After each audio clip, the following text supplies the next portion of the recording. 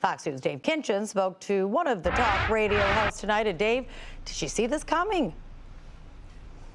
Well, there's a lot to that. We'll get to that in a minute. For people who host radio shows, a format change is really one of those unfortunate hazards of the job. You can ask Detroit radio great Drew Lane from the Drew and Mike show when they left the Riff by surprise about 10 years ago. A famous example in the 80s, Howard Stern, when he was cut by WNBC. In this case, 910, they're playing sports now. We'll turn it up and it's all static because we're under a bridge. They were doing talk radio, local talk for a long time, but a host that we spoke with, former host who you know very well, they say this decision may not be all that much of a surprise. There will be a void. I do know that there is going to be a void because I do listen too. Monica Conyer is talking openly about the end of an era for Detroit radio. The former Detroit City Councilwoman had multiple runs hosting shows on 910 AM Superstation, only to get the boot along with virtually all other shows that served a predominantly black audience. She shared this email from station management breaking the news. I guess I didn't understand it because it didn't really have anyone's particular name on it. And so I sent an email back, and I was like, so who is this to? And he was like, everybody. And I was like, okay, well, thank you. Station owner Kevin Adele's spokesperson confirms to Fox 2 the new all-sports format is already on the air, largely supplied by ESPN. Conyers says the change is not entirely a surprise, with only 2,000 active listeners in the old format. Right now, if everybody was still on, the same people that call your show are the same people that call my show, that call the table show, that call the phone show, that call the bag show. It's the same people.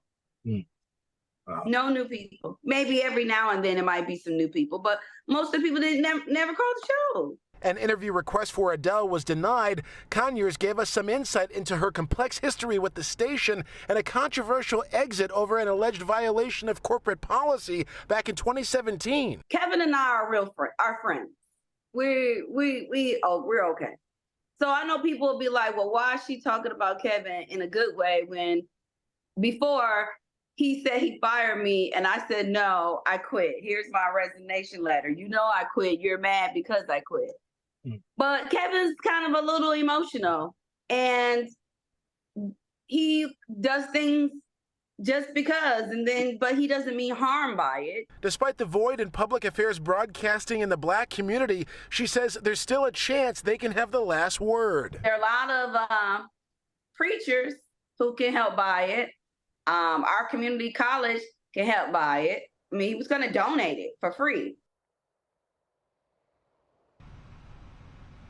Now, we did reach out to other former hosts to see what their thoughts are and what their plans might be. Now, Conyers says that this station is still up for sale, so someone could buy it, and we'll see what happens if it goes back to talk or if it stays as all sports for a while. Maybe that will work out. Of course, there are other black radio stations in the city that might pick up some of those hosts who left 910. We'll have to wait and see. Reporting live in downtown Detroit, Dave Kinchin, Fox 2 News.